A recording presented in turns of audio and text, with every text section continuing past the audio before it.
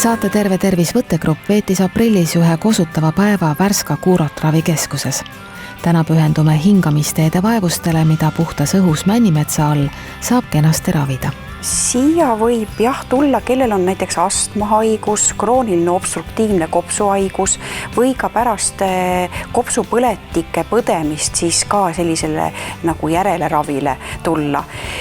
Peale värske õhu, mis on kindlasti kasulik siin Männimetsa all jalutades, peaks võtma ka meie mineraalveevanne ja olema soolakambris.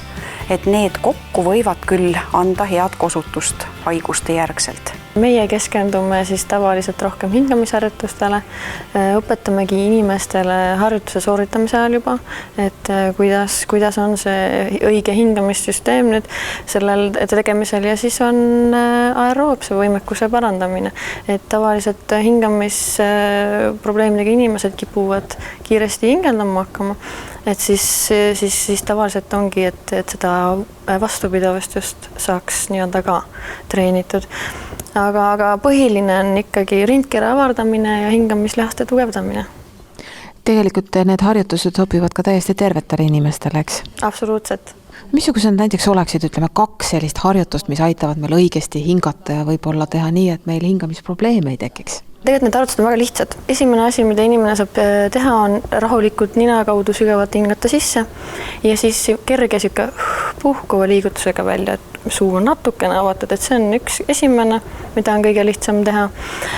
Teine on näiteks see, kui sa asetad käed endale kõhu peale, tunnetad seda näiteks, kuidas kõht valub ette ja siis rahulikult hingad välja ja siis tunned, kuidas kõht vajub sisse.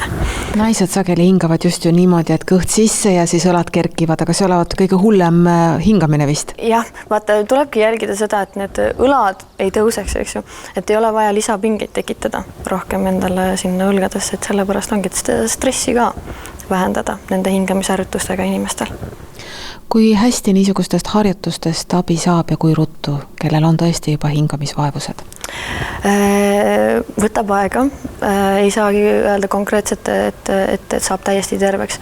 Pigem selles mõttes see leevendab olukorda, et nende just sekreedi väljutamisel näiteks on väga suureks abiks need hingamisharjutused, et inimesel siis on kergem endal ka nii-öelda hingata ja liikuma saada see sekreet sealt. Ja ütleme, et sellist konkreetset nii-öelda aega nüüd, et kui kiiresti see inimesele mõjub, et seda nagu prognoosida nii-öelda ei saa, et kui kaua see aega võtab, aga järjepidevust on vaja inimestel. Mis üldse hingamisteede haiguste kulgu nii kehvemas suunas kui ka paremuse poole majutab? Kindlasti meie selline saastatud keskkond, linnakeskkond ei ole hea hingamisteede haigustele, kellel on need juba välja kujunenud. Ja igasugused kemikaalid, tolmud, suitsud, kõik need asjad võivad hingamisteesid kahjustada. Kui inimesel on hingamisprobleemid, hingamisteede haigused, siis kui pikalt oleks mõistlik siin puhata ja lasta ennast turgutada? Nii et tõeliselt ka abi saada? Jah, ikkagi sellise 2 nädala jooksul võiks küll olla siin meie keskkonnas, et just sellist, et nii väljas olla, füsioterapeudiga võimlemised, hingamisharjutused, mida ta kindlasti oskab soovitada ja need erinevad ja vanniprotseduurid siis. Tegelikult inimesed, kellel on hingamisraskused, mõnikord ütlevad, et tekib selline paanika ja hirm, et kuidas mul hingamine sujub ja kas ma saan kõik korda. Aga samas lõõgastavad harjutused on siin ju ka abiks, et mida näiteks Värska pakub? Me õpetamegi ka inimestele lõõgastusmeetodid on olemas sellised harjutused, kus ongi, et taastada inimese rahulik hingamine, et ta keskenduks ise ka sellele, et ei aja endal rohkem seda hingamist nii-öelda ja kõike seda pulssi ülesse. Nüüd ongi, et harjutustega rohkem keskendume meie nii-öelda füsioterapeudi pool jääb rohkem ikka nii-öelda asendajate õpetamisele. aga missugused on need aeroobsed harjutused? Meil on olemas treeningsaal, kus on erinevad trenasöörid, mis sobivad väga hästi just, et saab seda vastupidavust arendada. Väga aktiivselt kasutatakse seda ja tavaliselt inimestele väga meeldib ka see. Et see on nagu parem kui nii-öelda see kuival maal siin mati peal teha trenni. Et see on nii-öelda tõhusam ka, nagu, et inimene on rohkem motiveeritud siis ennast liigutama, et see on nagu meie jaoks kõige parem variant, et meil selline on olemas. Muidugi ka nende puhul kasutame vesivõimlemist, et veekeskkonnas seda trenni saada, et aeroobset võimekust just parandada, et ka see on selline meelepärane just nendele inimestele.